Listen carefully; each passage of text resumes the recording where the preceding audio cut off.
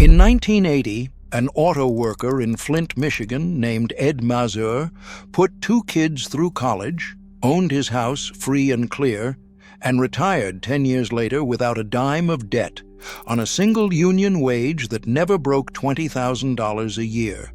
His wife, Dorothy, never worked a full-time job. On the first page of every year's household ledger, Ed drew a single red line across the page in grease pencil, and his son and daughter were grown before they understood what it was for. It was the last decade a life like Ed's was possible on a wage like Ed's, and almost no one noticed the door closing.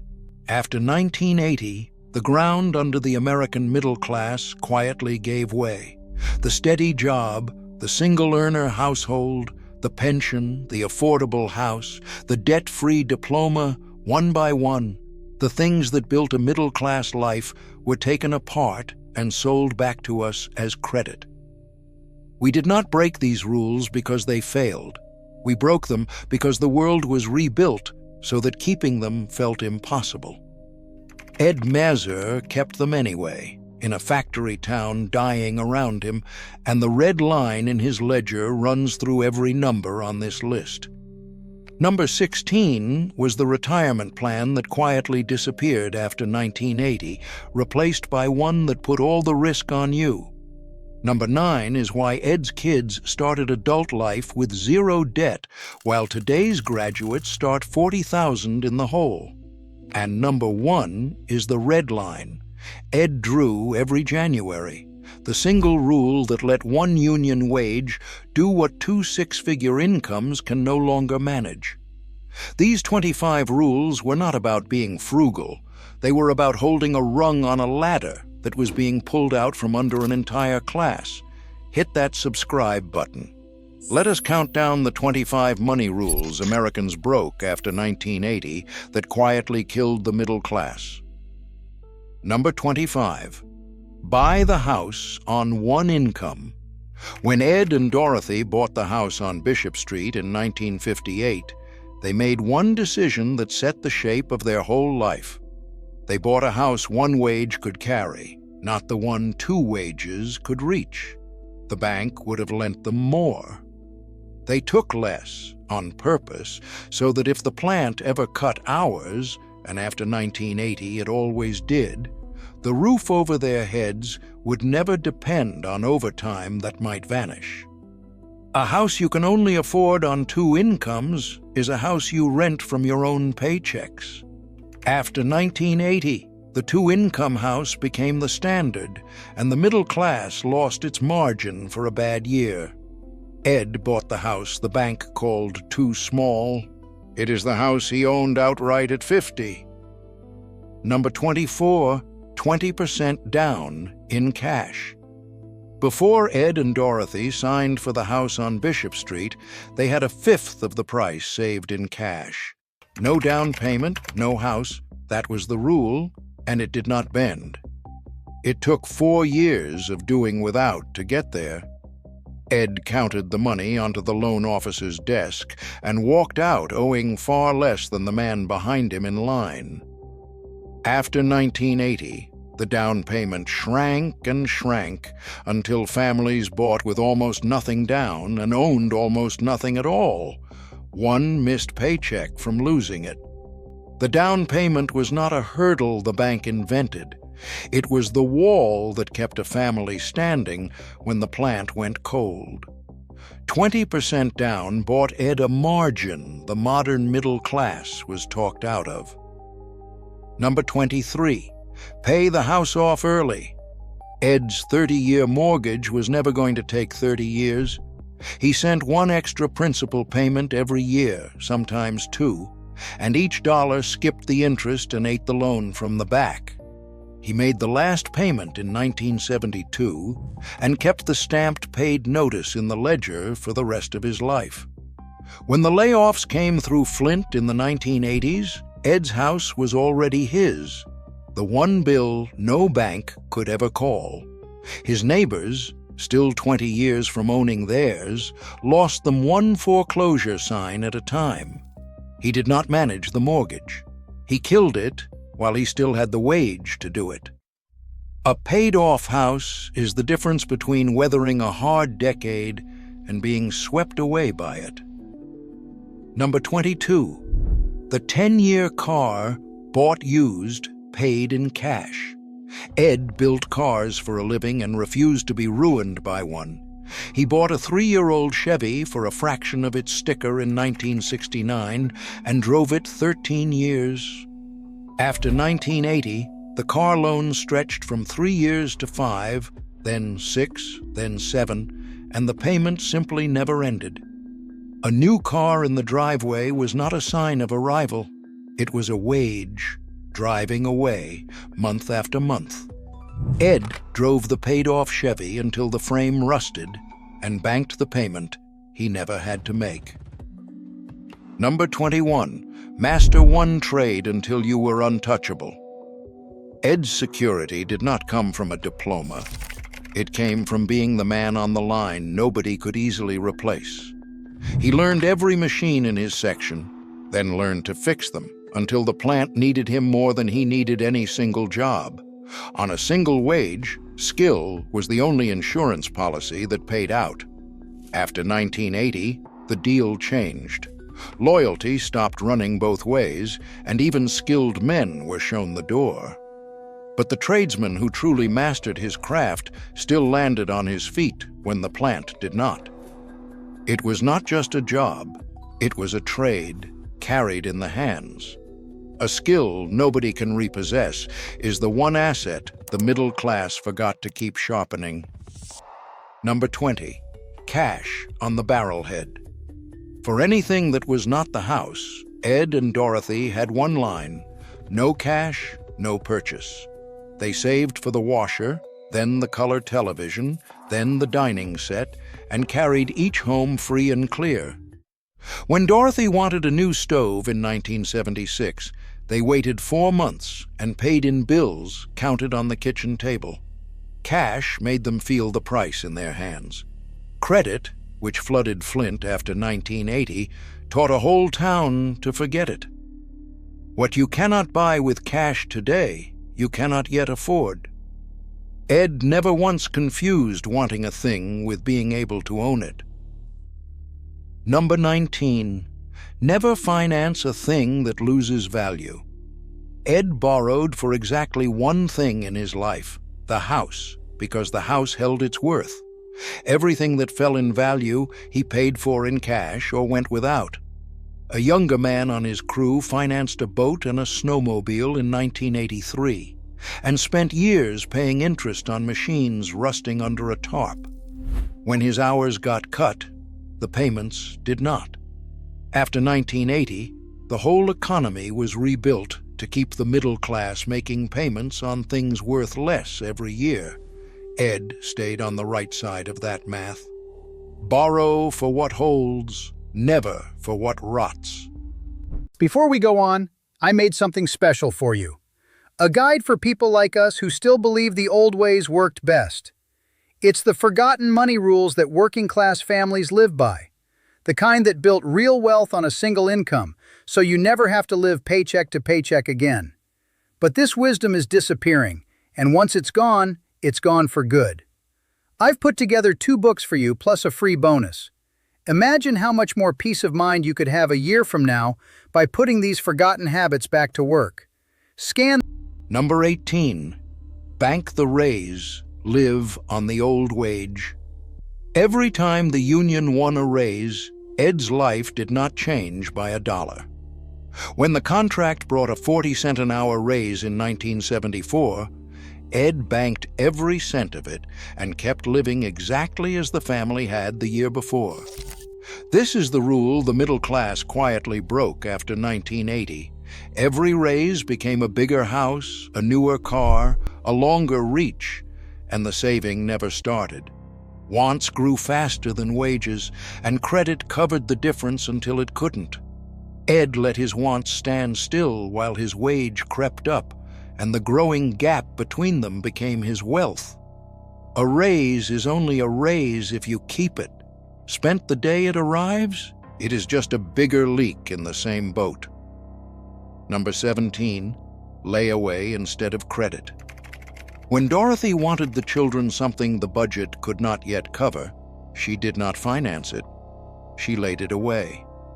The store on Saginaw Street held the coat or the bicycle in the back, and she paid it down a few dollars each week until it was theirs.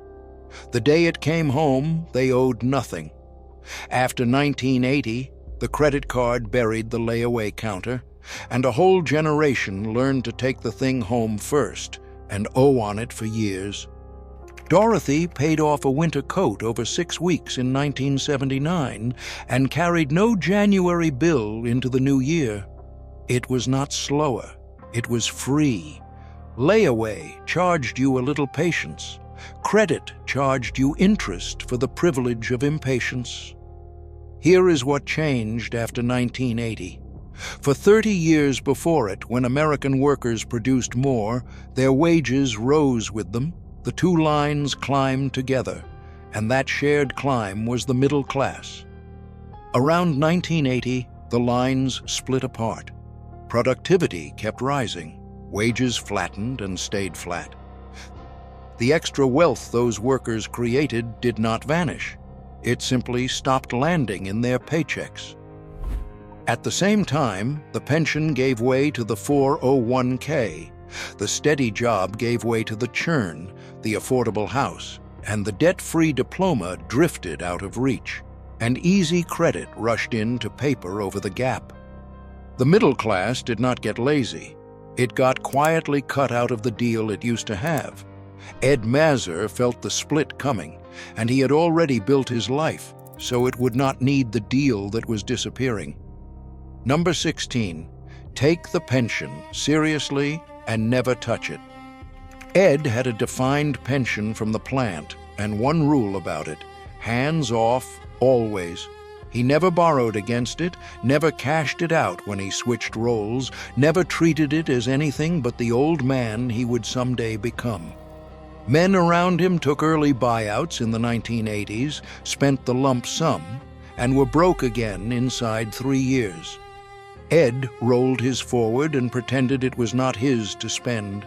Then, after 1980, the pension itself began to vanish, replaced by the 401k, which quietly handed the risk of your old age back to you. Guard the old man's money. He is the only one who cannot earn any more. Number 15. The emergency cushion kept in a coffee can. Long before a bank sold the idea, the cushion sat on a shelf in the Mazur basement. A few dollars went into the can every week for the furnace, the roof, the transmission. When the furnace died in the winter of 1981, Ed paid from the can and borrowed nothing. In the same season, the layoff notices started appearing in mailboxes up and down Bishop Street. That small can was the whole difference between a hard month and a slide into debt from which many neighbors never climbed back. After 1980, the home equity line replaced the coffee can, and the emergency became a balance that never left. The can earned no interest. It earned the right to never borrow at the worst possible moment. Number 14. Whole life as a locked box. Ed's whole life policy was insurance for Dorothy and the kids. It was also a savings account he could not talk himself out of. He paid the premium every month like a sacred bill, and it built cash value somewhere too dull and too locked to raid on a weak Friday night. Dorothy kept the papers in a shoebox beside the ledger, and neither of them ever touched the cash value on a whim. He borrowed against it once, in 1970, to cover a surgery, and repaid it inside a year. It was not the fastest way to build money. It was the way that could not be unbuilt in a weak moment, and the middle class, after 1980, ran short on ways like that. Number 13. Blue chips and reinvested dividends. Ed never traded and never chased a tip. He bought 2 boring companies that made things people always needed and let them pay him twice, $25 a month, into the same 2 stocks for 20 years. He reinvested every dividend, so each check bought more shares that paid still more dividends. On a single wage, $25 a month was a real sacrifice, and it compounded quietly into real money. After 1980, working people were sold the market as a casino to gamble in. Ed treated it as a farm to own a piece of. The man who owns the business is on the right side of the price tag. Number 12, the garden and the freezer. Half the family's summer food grew behind the Mazur garage on Bishop Street. A few dollars of seed returned crates of tomatoes, beans, and sweet corn, and Dorothy canned and froze what the garden gave. A chest freezer in the basement held a side of beef bought at bulk price, feeding 4 people through the long Michigan winter. When grocery prices climbed, the garden's price never moved. Seed was still seed. The 2 children weeded on Saturdays and hated every minute, then kept gardens of their own for life. It was not a hobby. It was a grocery store that no price increase could reach. Number 11, fix it, don't replace it. Whatever broke in the house went to Ed's workbench before anyone thought of buying a new one. A dead lamp, a leaking faucet, a busted kitchen chair, fixed with a few cents of parts and an hour of a Saturday. Ed kept the family's appliances running for decades with a manual and a coffee tin full of screws. On a single wage, the repair bill was kept near zero, on purpose. After 1980, things were built to be thrown away and replaced on credit, and the skill of fixing quietly left the American garage. It was not thrift for its own sake. It was a second income hiding in the toolbox, one no plant closing could ever lay off. Number 10, buy it once. Ed paid more than he wanted to exactly once, and then never paid again. One good hammer, one good winter coat, one good furnace. The cheap version broke, got replaced, and broke again, while the good one outlasted the man who bought it. Dorothy's cast-iron skillet, bought in 1959, still sat on the stove the day Ed died. On a careful budget, the buyer who bought once spent less over a lifetime than the buyer who bought cheap and often. After 1980, cheap and disposable became the whole market, and the endless replacing drained the middle-class wallet a little at a time. It was not extravagance, it was arithmetic. Cheap is the most expensive thing there is on a long enough calendar. Number 9, start saving for college the day the child was born. Ed and Dorothy opened a savings account for each child the week they came home from the hospital and fed it a few dollars every payday for 18 years. By the time the kids reached the university, the money was waiting, and both walked out with a degree and no debt. Ed's son became a teacher, his daughter a nurse. Neither started adult life owing a bank a single dollar. After 1980, college costs began climbing far faster than any wage, and the student loan quietly replaced the savings account. A generation now starts its working life already in the hole. Ed gave his children a diploma free and clear. It was the finest inheritance a union wage could buy.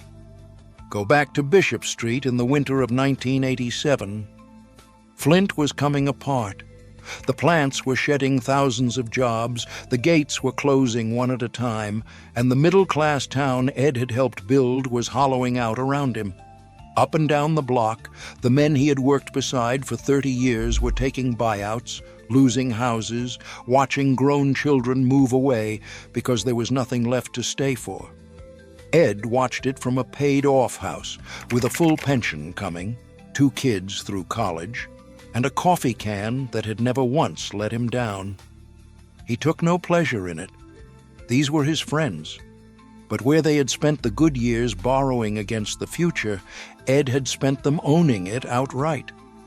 When the town's luck ran out, his rules were the only thing standing between his family and the same slide.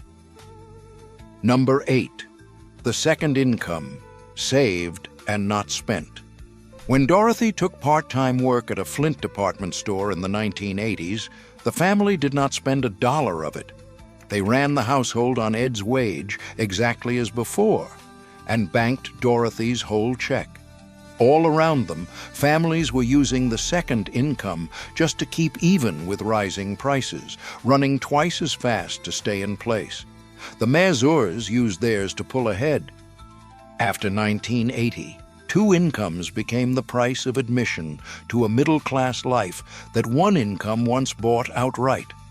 A second paycheck spent is a bigger life. A second paycheck saved is an earlier freedom. Number 7, the Sunday ledger. Every dollar that came in and went out was written down by hand once a week. Dorothy sat at the kitchen table each Sunday and entered every figure in a plain notebook: groceries, gas, the light bill, the dime for the collection plate. This was the ledger where Ed drew his red line, and where the whole family's discipline lived in pencil.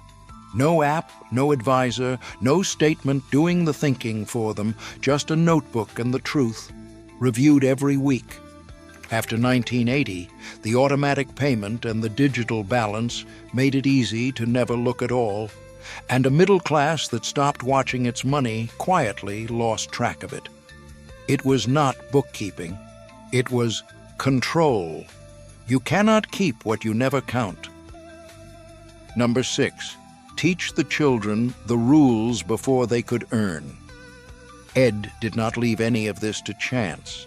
He sat both children down at 10 years old and explained the whole of it in half an hour. Spend less than you make, owe no man, buy used and buy once. He walked each of them to the credit union at the plant to open a passbook with a single dollar and had the teller stamp it by hand. Both grew up to keep the rules, and both retired without debt on modest salaries. The lesson cost Ed nothing. It costs the banks a fortune in interest that will now never be paid, which is exactly why no one teaches it for them anymore. It was not a lecture. It was an inheritance worth more than money. Number 5, the quiet street. Ed and Dorothy bought on a working-class block when they could have stretched for a finer one, and they chose the neighbors on purpose. The men on Bishop Street packed lunches, drove their cars until they died, and did not measure their lives against a showroom or a catalog. The pressure to outspend simply did not live there. After 1980, the culture told the middle class that a bigger house on a better street was the whole point, and it buried a generation under the payments to prove it. Ed refused the contest entirely. A family becomes the 5 households nearest it. Ed picked his street with care, and in picking it, picked half his family's future. Number 4, marriage as an economic team. Ed and Dorothy stayed married for 51 years and treated the marriage as the financial foundation it was. 2 people pulling in the same direction ran one household, shared one set of bills, and pooled every dollar toward the same future. It was not romance alone that built their security. It was the plain economics of 2 people who never split what they had built into 2 of everything. After 1980, as families fractured more often, many discovered too late that the surest way to have a lifetime of savings was to run 2 households instead of 1. A marriage held together is not only a comfort, it is, quietly, the largest wealth-building decision most people ever make. Number 3, owe no man. That was the rule, stated plainly, the way Ed's father had stated it to him. Not manage your debt, not use credit wisely, owe no man. If Ed could not pay cash, he did not buy it, and he borrowed only for the house, which he then killed early in 1972. Everything else he waited for. A man who owes nothing can survive a plant closing, a cut in hours, a bad year, a bad decade. That freedom to withstand is the entire thing the middle class traded away after 1980, one easy loan at a time. Ed owed no one, and when Flint fell, he was still standing. It was never old-fashioned. It was just unprofitable to everyone but him. Number 2, pay yourself first. On every payday, before the mortgage, before the groceries, before a single bill, Ed moved his own share to the savings side first. Some weeks it was $20, some weeks it was $5, and the amount never mattered. The order was everything. He never saved whatever happened to be left at the end of the month, because on a single union wage, nothing is ever left at the end of the month. He took his cut off the top and built the rest of the family's life around what remained. After 1980, the automatic withdrawals all began flowing the other way, out to lenders first and to the family last, if at all. Ed paid himself first for 40 years. It was not saving. It was sovereignty. Number 1, spend less than you earn. The simplest rule on the list. The most boring. The one the entire economy after 1980 was rebuilt to make you break. And here, at last, is the red line. Every January, on the first page of the new ledger, Ed drew a single line across the page in grease pencil and set it well below what he earned. That line was the family's ceiling. They lived beneath it every month, no matter what the paycheck did. Here is the part his children only understood as adults.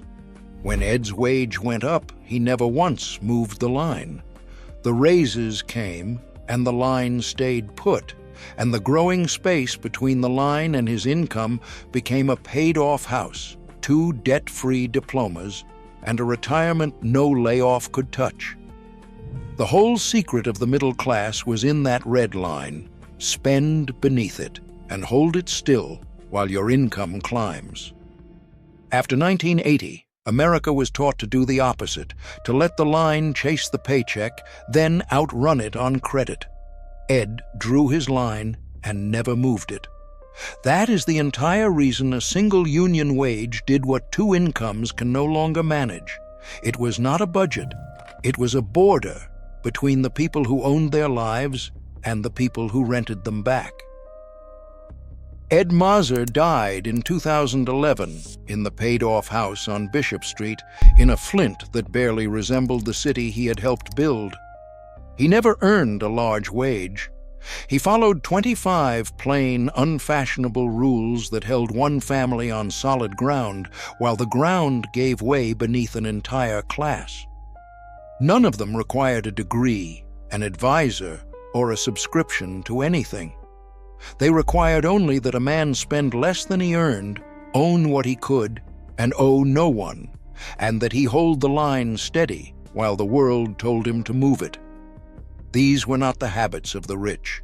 They were the habits that once made ordinary Americans middle class. After 1980, we were quietly taught to trade them for bigger numbers and monthly payments, and we called the trade progress. The numbers grew. The security vanished, but the rules never stopped working. The deal changed, not the arithmetic. Somewhere a ledger is still open on a kitchen table with a red line drawn across the page, waiting for anyone willing to live beneath it and hold it still. This is historical content, not financial advice. Consult a professional for your situation.